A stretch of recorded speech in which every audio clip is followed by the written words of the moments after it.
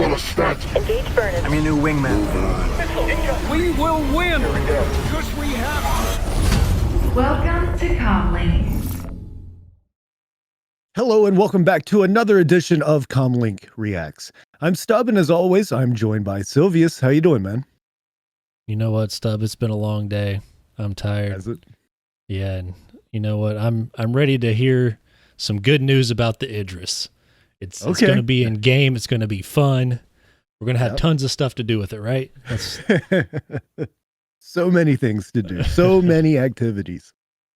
Yeah, but no, joking aside, I'm doing all right. But yeah, interested to see what this Idris video is all about. Yeah, for sure. So today we're going to be taking a look at Inside Star Citizen Tactical Capital, which is supposed to be all about the Idris. So let's take a look, see what Jared has in store for us this week.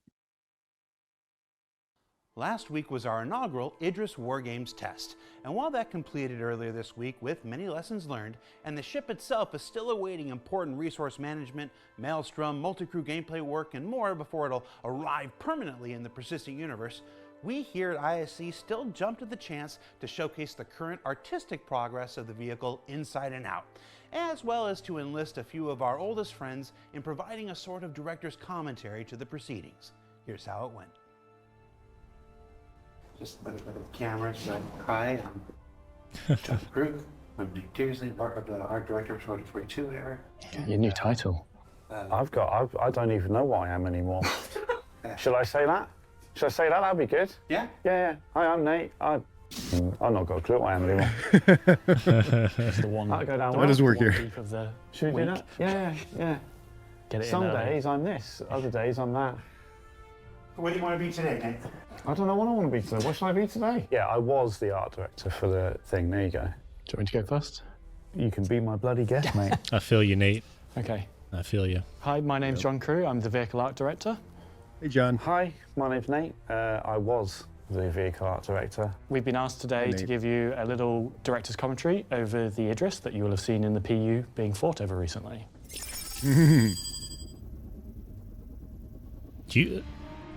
There's an Idris in the PU. Did you see it? I didn't see it. I heard tell, but I didn't see it.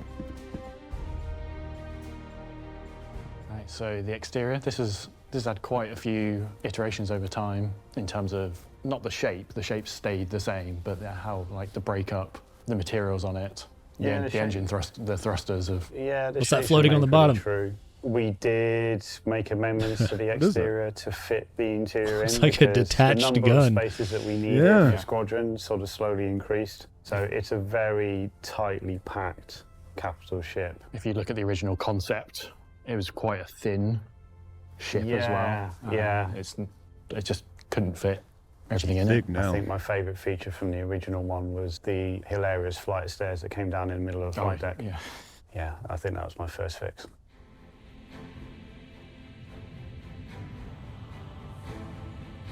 Then we're going to fly into the back of it, which is the way most players should normally enter the Idris. Landing gear deployed.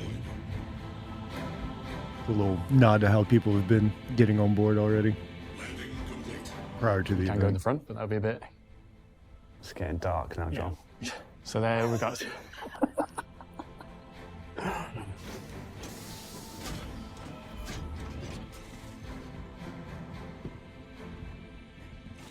In Squadron, there is space for two Gladiuses, Gladii, and there's a space for the Argo and PV at the back, but you can technically fit 3 ships in here.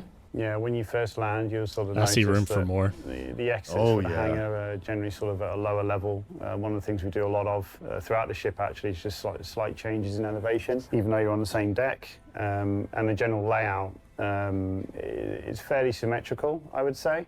The ship, when it was first put together, was really sort of, I would say, designed from the inside out. So there was a lot of amendments on the exterior to make the interior, interior to me is always king. You spend a lot longer on the interior of the ship. So we sculpted the exterior skin around that. If you were to hide that exterior, I mean, there is no breathing room. It is like a bit of an engineering masterpiece, to be honest. Yeah, it looks so much more intricate than I was This is where expecting. the MPUV hangs from the ceiling. Skydiving also. Yeah, Go skydiving. I've watched many people accidentally fall out the bottom of the Idris in atmosphere out that hole. So don't do that. Or if you want to recreate the alien dropship scene, it's pretty cool. Hell yeah.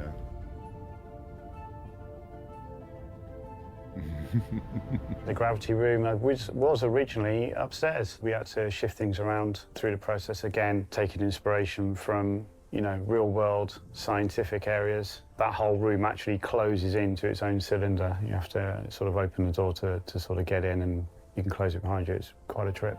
Wow. And for all intents and purposes, unless you're going to your bunk or you're going to very specific areas like the briefing room or the gravity room, which you've just seen there are no dead ends. It was put together when I was on the ship and originally sort of designed it. It was very much sort of focused around multiplayer combat at the time, and you know, a good multiplayer map is you've always got options. You've always got at least 2 options at every corridor. Did you drop out again? I did. Joining back in on the activity. It's loading. You're constantly flowing around it. No dead end. So yeah, as you can see.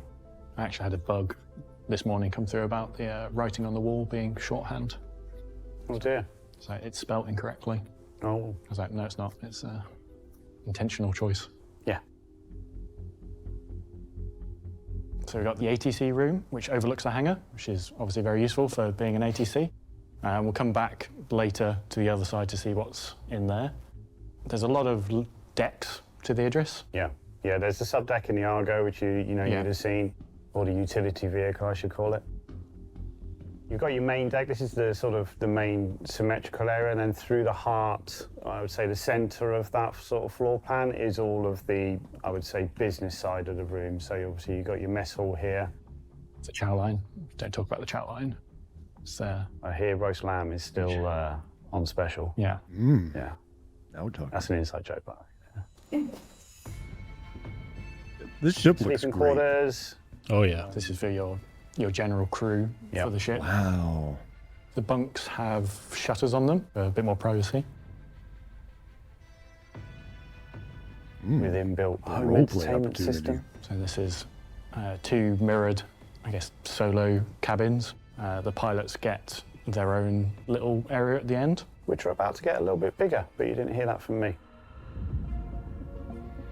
So the version that you're seeing here is taken from a point in time on Squadron recently, but there are lots of little tweaks that we'll talk about in the future to deliver more of the Idris.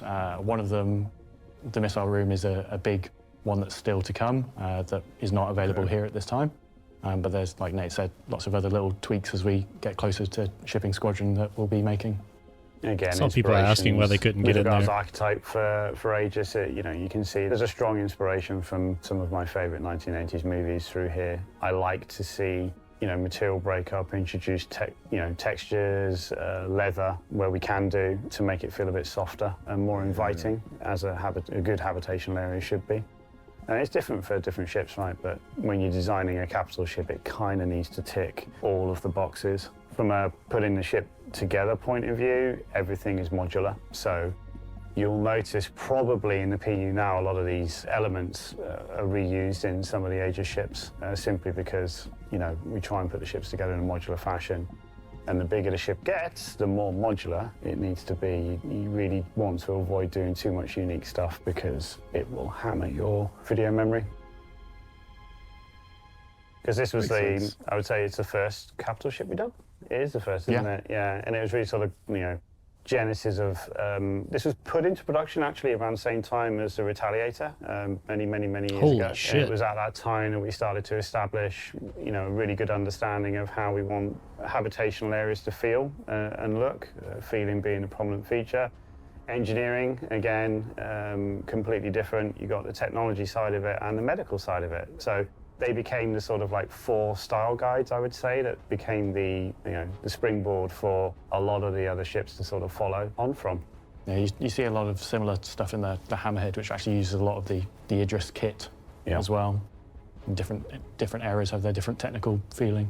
You'll notice here when you come in through the centre of the med bay, for example, there are very, very, very little right angles. When you look at the floor plan, for example, it generally dollies off at 45-degree angles or 60-degree angles. I don't like right angles in floor plans. Things need to flow. As you can see there, you're going to get a right angle when you come out of a door. There's not much you can do about that. But yeah, and it's all interweaved. You'll notice there's lots of windows that look outside. There's lots of windows that look back into the hangar. windows. So we're not doing any cheating. Escape pods here. Yeah, right at the front of the ship now. So this is the manned turret at the front, the big one up top. And then lots of escape pods here for everyone that's in the sort of upper front half if things go sideways and you need to get off the ship. Show us the bridge. Are the escape pods functional? Starboard side, have to do the bath sim head of port and starboard. Yeah, interesting. You mentioned Will we that ever get functional escape navigation. It pods? has been a little bit of an issue. So these corridors that you're running around at the moment, they're going to have a lot more of an injection of colour in the future. So you'll have a much better understanding of whether you're going forwards or backwards or whether you're on the left or the right. Worth noting as well, like all the spaces that you're seeing are completely undressed. There are, tens of thousands of entities that end up on top of what you're seeing for Squadron because it needs to feel more lived in, it needs to tell that story. So it's kind of bare bones seeing it this way, which is kind of strange for me at the moment. Yeah, it was very strange when we were getting this ready for the PU to take off all those layers and sort of see it in a state that we've not seen. Plus also we're not seeing it with NPCs. Yeah. When you see this with NPCs and, people walking around carrying out their duties, engineers doing their things at panels or whatnot, it feels lived in, it feels alive. So it sounds like the PU's getting goes into the PU, there'll be plenty shell of people of the running around Idris anyway, compared to Squadron. which will make it feel very similar for you guys. Hamster balls. You want to get buff? Go to the gym. I don't know. Yeah, I wonder what they mean by dressed down like opposite that. the ATC, was it? It was the pilot. It was the pilot ready area, but we moved the pilot ready area down to the same level as the hangar so you can get your gear, scramble out as quickly as possible rather than getting your gear. It probably down things flight like stairs. clutter down and two flights of gear stairs. around and things like that. And then sort of people's hobbling into your belongings. ship with a broken ankle. Then going further back. We're sort of Oh my God, I love the look of halfway, this. 3/4 of the way back. Yeah, you got your sort of, I think. The crossover point here. Yeah, you got 2 crossover points on the hangar. Oh man, that's cool. Now you're going to sort of come through, and this is where a lot of the asymmetry comes in, although the footprint is sort of similar. You'll come through. On one side, you've got Brig, which is where all the naughty people go, and we have a lot of naughty people in the game. There's a Functional security office brig. in there, and on the opposite side of that is, basically the opposite side of the ship, is the armory, which you'll see in a little bit.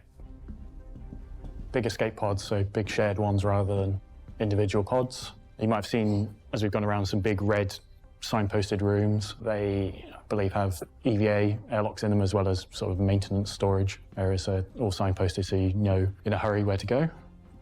Then the main briefing room. Main briefing room, again, integral to Squadron. This is where you're going to get your mission briefings and so on. It's a big ship. Yeah. There's a lot to it. Like I say, there's a lot crammed in. Yeah. I didn't realize that briefing room Now was we're on the opposite Idris. side I where thought it brig was the Javelin. This is the armory and shooting range. Quite a bit of inspiration from RoboCop. I wonder if the Jav has one as well. Yeah, as you can probably all tell, I'm a bit of an 80s buff when it comes to the movies. When I had to do things for real, actually build things, it visually makes quite a big difference to me as a visual kind of guy. That firing range area is another one of the areas that has changed around a bit over time because it was an all-in-one. I think it was on the other side as well. Yeah. I think we flipped it.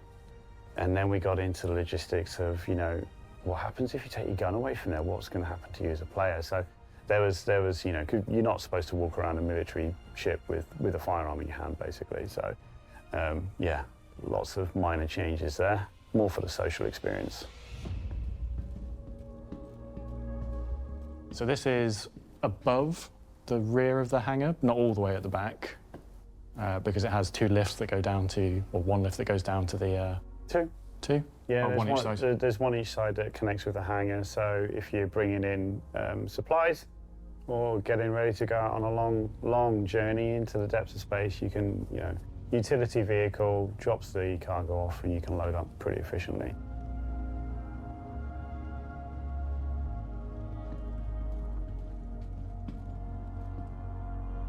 decontamination area before you get into what would be the engine room. That's it cool. looks so great. Yeah. Very different feeling, like we talked about, compared to the rest of the ship. Yeah, it's the thing with Aegis, we sort of looked at a lot of real-world scientific, I would say, hydrogen colliders, nuclear reactors. CERN was a big sort of inspiration with a lot of the paneling and general sort of feel. And that's continued in the Gauntlet and a lot of the other Aegis ships that you'll see. And then you'll have seen them dotted around in all the corridors, but there's a lot of wall panels that hold all the components. So whilst we do have some big capital size components like in the engine room, there's a lot of sort of secondary redundancy with all these extra wall panels dotted around. So if one area of the ship goes down, it's not completely scuppered. You can still route power around. Yeah, it's the interesting thing Great in the for original engineers. design document, John, where if life support systems went down on the rear of the ship, there's actually sort of like large bulkheads that close that section of the ship off, so the rest of the ship can survive. So again, thinking about sort of multiplayer aspect, if you were to try and ambush one of these things, I think there's going to be quite a lot of fun to be had. Those bulkheads, I think you probably will have seen some of them in the corridors as we watch big yellowy orange. Yellowy orange, okay. Being able to close off borders, people trying to jack your ship or whatever. Yeah. The That'd be layout awesome. as well, the engine room, you'll notice, is pretty much, if you were boarding the ship from the hangar, pretty much the most well-protected room of the ship. Again, with that multiplayer feeling in mind. I think going off, do you remember Titan mode? Squadron, not Squadron, Battlefield? Yeah. Really just trying to create this sort of layer upon layer until you get to the engine room to make that quite difficult to ultimately disable the ship. Like we talked about, there's a lot of flow in the interior, but there are those areas that have very distinct choke points to get to. Like the bridge is one, whilst there is multiple ways to get there, they're quite well defendable, and then the engine room is the other. So those are two areas you really don't want people getting to uninvited. Yeah. Show us the bridge. There's a few ways you can go up to the bridge. There's obviously this lift. Yeah. But there is also a set of staircases either side.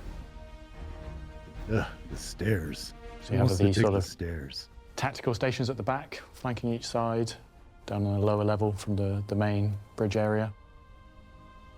I think I would say most proud of on the bridge. There's been a lot of rework done, but you'll notice here the view out. It's pretty spectacular. Removed what would be, the cross frame, which went across the front of the ship, so you got completely unobstructed views out to space. But it still feels chunky and weighty, that looks good. Which it needs to, which is a success.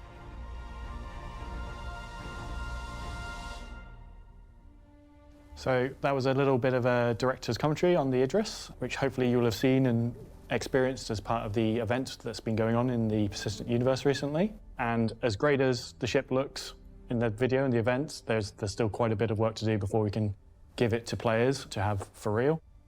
Things like resource network, multi-crew gameplay, all these things that make it an actual living, breathing capital ship that you want to run and own. That's pretty much it for now. Yeah, to echo what John said, I hope you enjoyed what you saw. There's still a ways to go with regards to sort of delivering, the ship as a whole for the PU. But I just want to give a shout out to all the teams that have been involved in working on it. I mean, the list is endless. Artists, designers, concept artists, lighting crew, social design, level design. I mean, it's huge. There is literally hundreds of people involved in delivering such an asset to yourselves, and we really hope with the limited time that you get it, that you really enjoy it. Yeah, I'd be surprised if there's people at the company that haven't touched it in some way or form over the years. It's such a big part of the experience. So what we learned this week? Well, we learned that the Idris is a delight to behold inside and out, that it's benefited and continues to do so from years of iteration in Squadron 42, that there's still lots to be done beyond the currently fantastic art to bring the gameplay to it that it and its owners deserve, and that when all that is said and done, this is going to be one heck of an addition to the Persistent universe. For Inside Jared Huckaby,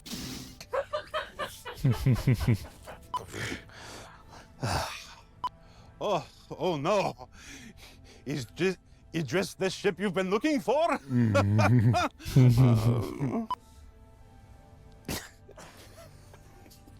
For Inside Star Citizen, I'm Jared Huckaby. Thanks for letting us share the process of game development with you, and we'll see you all here next week.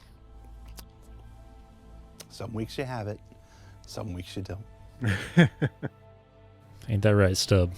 Yeah, very true We've words. all been there. Oh, yeah.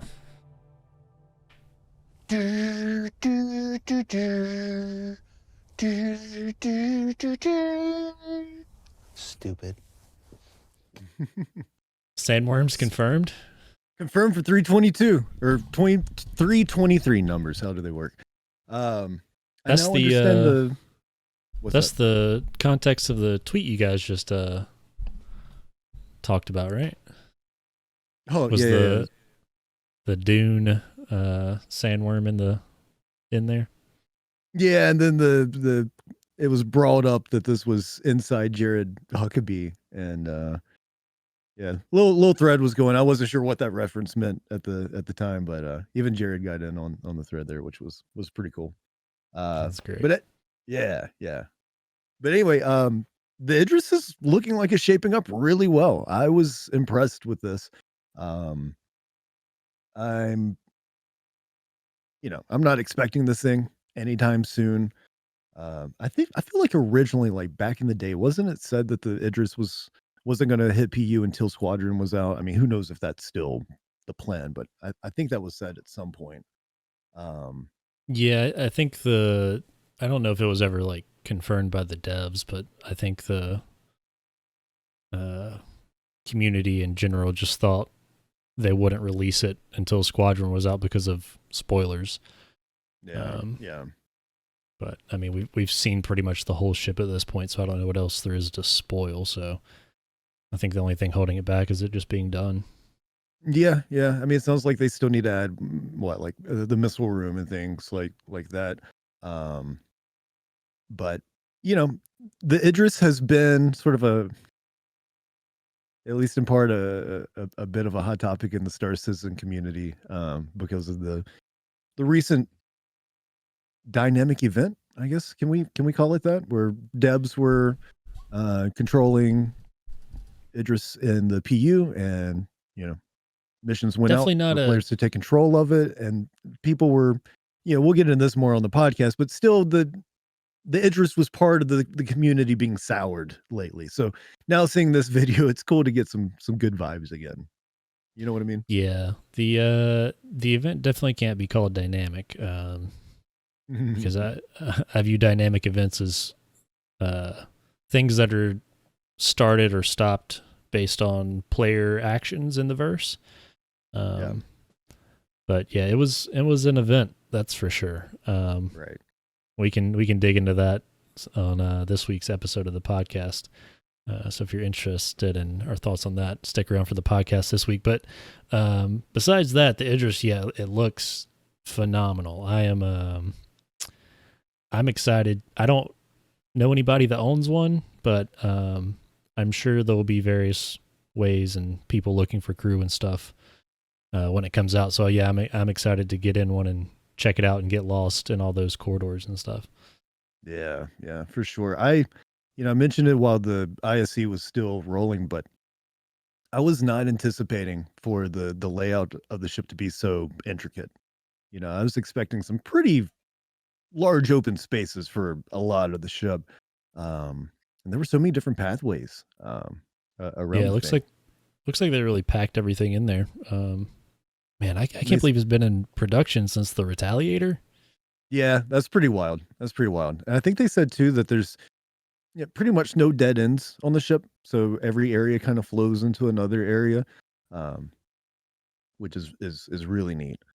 The overall design, the interior design of this thing, because we've seen the exterior for a while now, but the interior, it looks to me like they're nailing it. It looks fantastic. Big fan. Yeah, and I'm sure the Squadron 42 one looks even better with all the stuff they were talking about having staged around it and everything. Yeah, and I guess players will get a little more kind of what we saw in the video and then, be able to decorate it, and, it'll gain character through using it. Yeah, that's what I'm hoping, is that for those that do have an Idris, and just ships in general in the game, that over time that we'll be able to customize the interiors a bit more. And they've talked about in the past doing things to make ships feel and look more lived in as they go on, right? Walls getting dirtied up and that sort of thing. So I Can't wait for that. That'll come to fruition at some point. But can't wait for that janitor gameplay. Hey man, I need somebody to clean the walls in my Idris. Yeah. 100, Oh my gosh. 100 UEC. That's so much to clean. You get lost in there for half an hour. Oh yeah. But I'm sure the mini maps will help not get lost, but it's still going to be a big ship either way. Yeah, I was just thinking, thank God we will have mini maps before the Idris.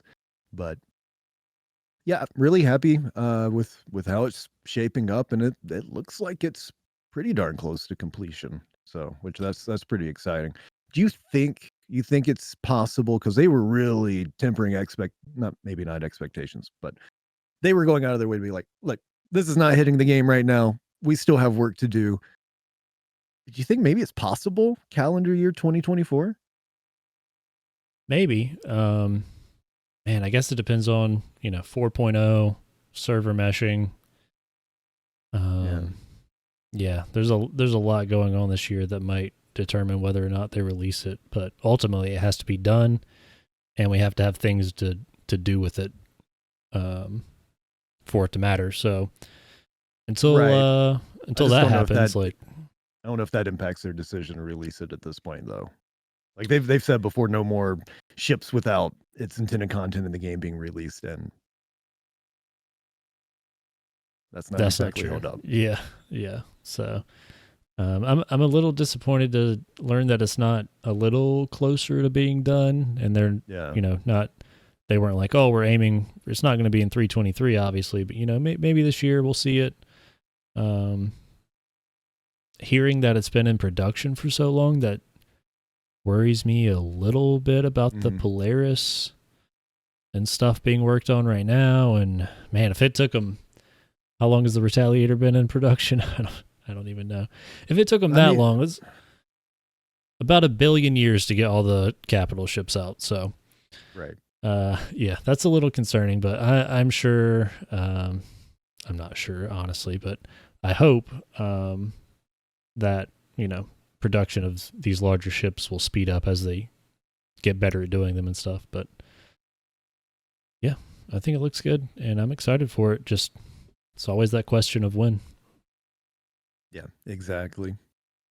If not this year, maybe next year, with how close that thing's looking, The Idris Polaris 4.0 and the Merchantman for Christmas this year. Oh, that would be wild. Just you wait. That would be fantastic. Yeah, I thought this was really cool look. I, still want to see more 323 stuff on ISC, but this was a nice little detour / tour of the Idris, I suppose. Good stuff. Yeah, that's about all I got for it. Yep.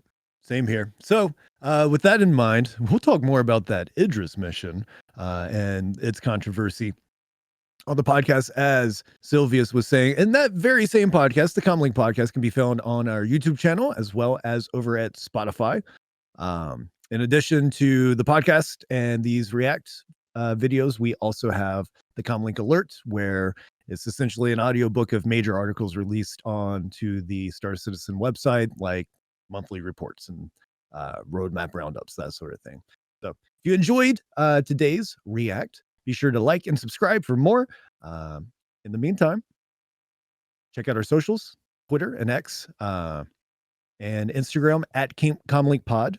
My voice just got real weird there for a second. But at CommLink Pod for the socials, Twitter and Instagram. We've got a Cutter Rambler giveaway with LTI happening over on Twitter. Check out our profile there. It's pinned at the top with details. Until next time, be safe, stay well. Thanks for watching. Thanks, Silvius. Thanks, Stubb. Thanks, everybody. Bye.